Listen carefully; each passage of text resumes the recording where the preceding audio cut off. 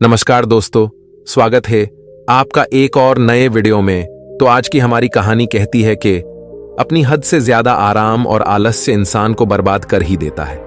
मेहनत, शांति और धैर्य से हर कोई चीज प्राप्त की जा सकती है।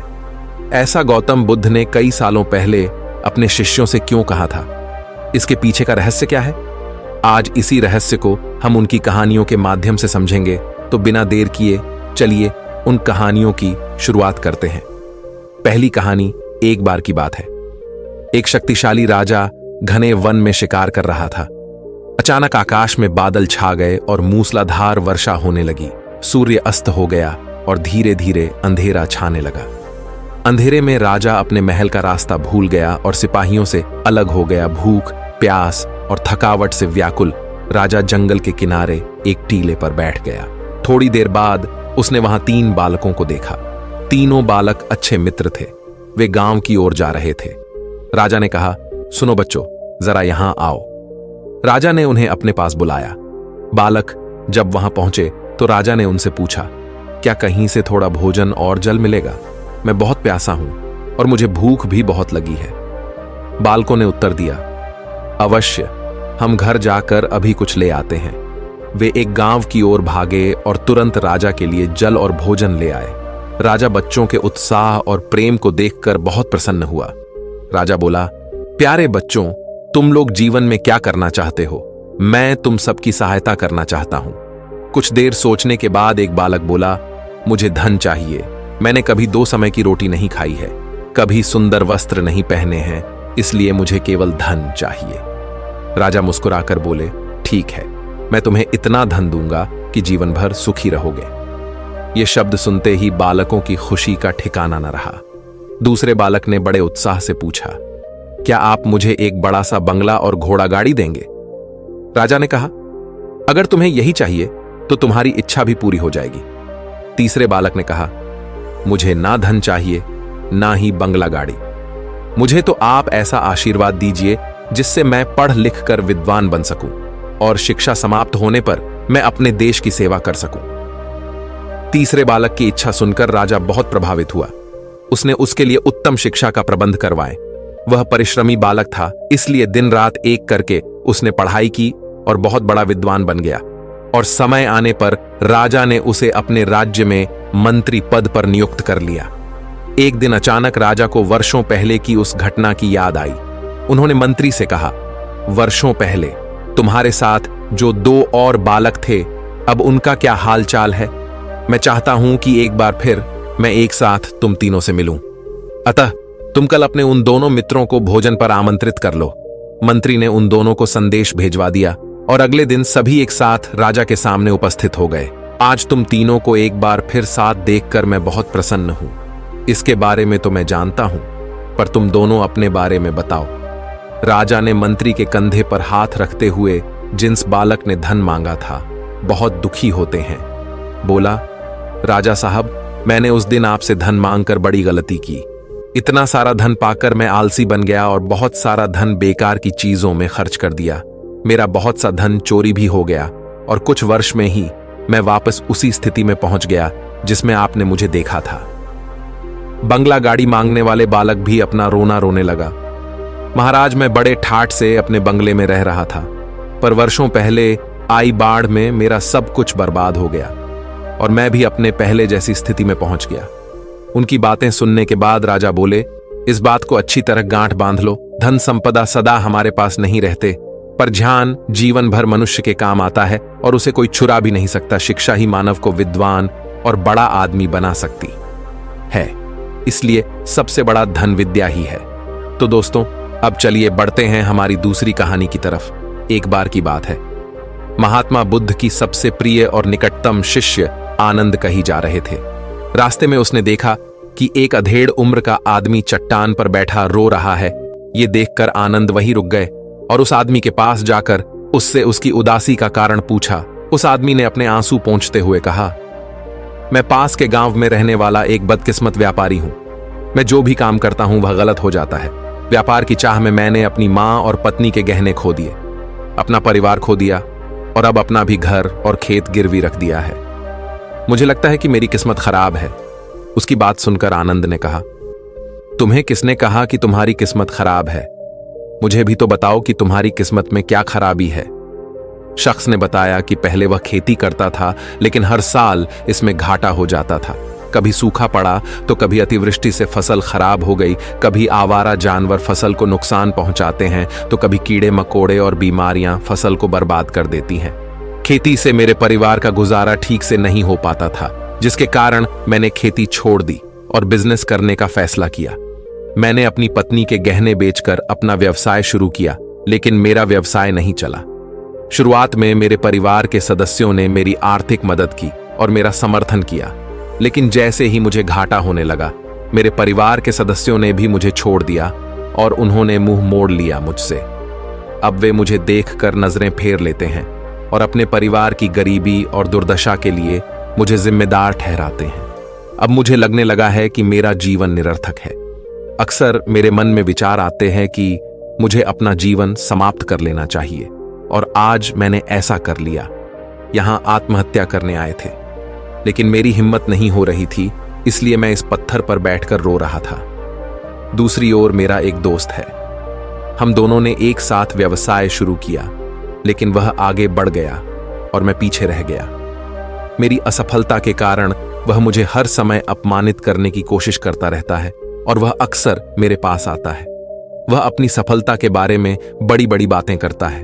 वह मेरे परिवार को बताता है कि उसने कितनी मेहनत करके इतना बड़ा व्यवसाय खड़ा किया है, और वह अक्सर मुझे, मेरी पत्नी और मेरे माता पिता को अपने फलते फूलते व्यवसाय की कहानियां सुनता है, जिससे मेरा परिवार प्रशंसा करता है। लेकिन वे मेरे बारे में बुरा बोलते हैं।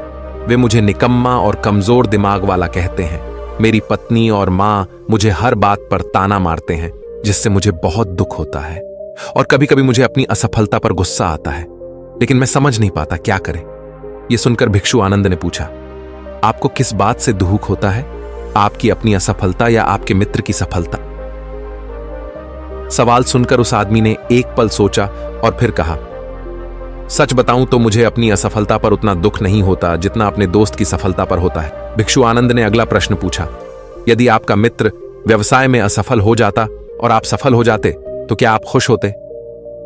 व्यक्ति ने कहा, हां, मुझे बहुत खुशी होगी। आनंद ने कहा, मतलब आपकी खुशी आपके दोस्त पर निर्भर करती है। अगर वह चाहे तो आपको खुश कर सकता है, और अगर वह चाहे तो आपको दुखी भी कर सकता है। आप खुद से न तो खुश हो सकते हैं और ना ही दुखी। भिक्षु। आनंद की बातें सुनकर वह व्यक्ति कुछ देर सोच में पड़ गया और फिर बोला, आपकी बातें सुनकर मुझे कुछ आशा जगी है। तब भिक्षु आनंद ने कहा, जब हम किसी चीज की आशा करते हैं तो हम उस पर निर्भर हो जाते हैं, फिर हमारा सुख दुख भी उस पर निर्भर होने लगता है। इसलिए सबसे अच्छा है कि आप खुद से ही उम्मीद करना शुरू कर दें। जब आप ऐसा करते हैं और साथ ही मेहनत और ईमानदारी से काम करते हैं तो आपको सफलता जरूर मिलेगी। आप सोचते हैं कि आपका दोस्त आपको नीचा दिखाने के लिए आता है, वो आपको दुखी करने के लिए आता है, लेकिन अगर आप ईमानदारी से सोचें तो वो जो बातें कहता है वह सच होती है। आपको उनके संघर्षों और अनुभवों के बारे में बताता है। आप उन चीजों से बहुत कुछ सीख सकते हैं। आपको उनका आभारी होना चाहिए कि आपको घर बैठे इतने सारे अनुभव मिल रहे हैं। उन अनुभवों का लाभ उठाएं, नई शुरुआत करें, ईमानदारी से काम करते रहे, कभी नहीं हार मानो। एक दिन तुम्हें सफलता अवश्य मिलेगी। आज तुम इसे दुर्भाग्य या बुरा समय कह रहे हो, एक दिन बदलेगा और इसके साथ ही तुम्हारी सोच और विचार भी बदल जाएंगे। और देखिए, जब आपका अच्छा समय शुरू होगा तो आपके दोस्त भी आपको उसकी सफलता की कहानी नहीं बताएंगे। फिर उससे आपको अपनी असफलताओं और परेशानियों के बारे में बताने दें, ताकि आप उसकी बात सुनकर भ्रमित हो जाएं। आपका आत्मविश्वास हिल जाता है और आप गलत निर्णय ले सकते हैं, लेकिन उस समय भी आपको अपनी बुद्धि का इस्तेमाल करना होगा और खुद पर भरोसा रखना होगा। जिस तरह आज आपका दोस्त आपको दुखी करने के लिए आएगा, उसी तरह वह उस समय भी आपको बनाने के लिए आएगा, क्योंकि जैसे तुम्हें उसे दुखी देखकर आनंद आता है, वैसे ही उसे भी तुम्हें दुखी देखकर आनंद आता है। उस व्यक्ति ने कहा, आप सही कह रहे हैं, लेकिन मुझे सबसे बड़ा दुखी यह है कि इसमें मेरे परिवार के लोग भी शामिल हैं। दरअसल मैं अपने परिवार के लिए अच्छा करना चाहता था और उन्हें खुश रखना चाहता था, लेकिन वह मेरी बात भी नहीं समझ रहा है। शब्द और भावनाएं वे मुझे गलत कहते हैं और कुछ समय के लिए वह मेरे साथ भी नहीं है। भिक्षु आनंद ने उस व्यक्ति को समझाया कि हम हमेशा चाहते हैं कि हम जो भी करें लोग उसकी प्रशंसा करें, लेकिन आमतौर पर ऐसा नहीं होता। लोग करते हैं, हमारे प्रयास की सराहना नहीं करते, जिसके कारण हम दुखी हो जाते हैं। हमें लगने लगता है कि हमारे दोस्त, रिश्तेदार और परिवार के सभी सदस्य स्वार्थी हैं। लेकिन अगर आप किसी को अपना परिवार मानते हैं और उनके लिए कुछ करना चाहते हैं तो आप ऐसा क्यों सोचते हैं? आप दूसरों के लिए कुछ कर रहे हैं। वास्तव में आप अपनी खुशी के लिए कुछ कर रहे हैं, क्योंकि उन्हें कुछ करते हुए देखना ही आपको कुछ बनाता है। आप कुछ अगर ऐसा करते समय आप सोचते हैं कि आप दूसरों के लिए कुछ कर रहे हैं तो आप दुखी रहेंगे। लेकिन अगर आप सोचते हैं कि आप ये अपने लिए कर रहे हैं तो आप खुश होंगे, क्योंकि जब हम ऐसा करते हैं या करना चाहते हैं अपने लिए कुछ है तो हमें इसके लिए सांत्वना की आवश्यकता नहीं है। भिक्षु आनंद की ये बातें सुनकर उस व्यक्ति के चेहरे के भाव बिल्कुल बदल गए। उसने कहा, आप ठीक कह रहे हो साधु, लेकिन मैं समझता था कि अब तक मेरी किस्मत खराब थी क्योंकि वह दूसरों के हाथ में थी। लेकिन अब से मैं अपनी किस्मत अपने हाथ में रखूंगा और फिर से प्रयास करूंगा और पूरी ताकत से काम करूंगा, समर्पण और ईमानदारी। और जब तक मुझे सफलता नहीं मिल जाती मैं चैन से नहीं बैठूंगा। ये सुनकर भिक्षु आनंद मुस्कुराए और उन्हें एक छोटी सी डिब्बी देते हुए कहा, इस डिब्बी को हमेशा अपने पास रखना। इसमें एक मंत्र है जो तुम्हें बड़े से बड़े दुख से भी बाहर निकाल देगा, लेकिन इस डिब्बी को तभी खोलना जब तुम्हारे सारे रास्ते बंद हो जाए। बंद है, कोई आशा नहीं है और तुम्हें लगता है कि सब कुछ व्यर्थ है, ये दुनिया व्यर्थ है और यहां रहना भी व्यर्थ है। उस आदमी ने साधु आनंद को धन्यवाद दिया और बक्सा लेकर अपने घर लौट आया।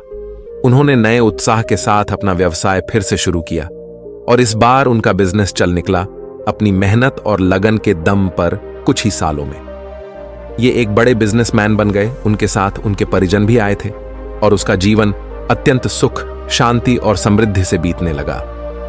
लेकिन वक्त और किस्मत के खेल को आज तक कोई नहीं समझ पाया है और ना ही कोई समझ पाएगा।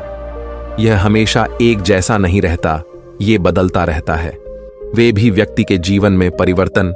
जो व्यक्ति जिस राज्य में रहता था उस पर पड़ोसी राज्य के राजा द्वारा आक्रमण कर दिया जाता था। उस हमले और डकैती में उस व्यक्ति का सारा पैसा भी लूट लिया गया, उनकी दुकान और घर जला दिया गया। अपनी जान बचाने के लिए उन्हें अपने परिवार सहित वहां से भागना पड़ा। व्यक्ति कई दिनों तक अपने परिवार के साथ इधर उधर भटकता रहा। वो हर छोटी चीज के लिए मोहताज हो गए। उनका बच्चा बीमार हो गया और इलाज के अभाव में बीमारी से बुरी तरह पीड़ित होने लगा। यह देखकर उसका हृदय चीत्कार करने लगा। उनके पास अपने बेटे का इलाज कराने और अपने परिवार का भरण पोषण करने के लिए पैसे के नाम पर एक सिक्का भी नहीं था। वह अंदर से टूट गया था और निराशा एक बार फिर उस पर हावी हो गई। उसे लगने लगा कि उसका जीवन निरर्थक है, सारा संसार अर्थहीन था। लेकिन तभी अचानक उसे भिक्षुक आनंद द्वारा दी गई डिब्बी की याद आई। उसने बड़ी उत्सुकता से उसे खोला तो डिब्बे के अंदर एक पर्ची मिली। उस पर कुछ लिखा हुआ था। पर्ची पढ़ते ही उसकी आंखों के सामने छाया निराशा का अंधेरा गायब हो गया और वह अचानक मुस्कुरा दिया। पर्ची पर लिखा था कि यह वक्त भी गुजर जाएगा। दोस्तों, ये कहानी हमें सिखाती है कि समय के खेल को समझना संभव है। ये हमेशा बदलता रहता है, इसलिए हमें बुरी परिस्थितियों में निराश नहीं होना चाहिए। आत्मविश्वास बनाए रखना होगा, क्योंकि समय बदलता है। यदि आज बुरा है तो कल निश्चित ही अच्छा होगा। तो दोस्तों, कैसी लगी आपको ये कहानी? आप हमें कमेंट सेक्शन में जरूर बताना और अच्छी लगी हो तो इस चैनल को सब्सक्राइब जरूर कर लेना। तो चलिए मिलते हैं ऐसी ही कोई नई कहानी। तब तक के लिए अपना ख्याल रखिए। धन्यवाद और नमो बुद्धाय।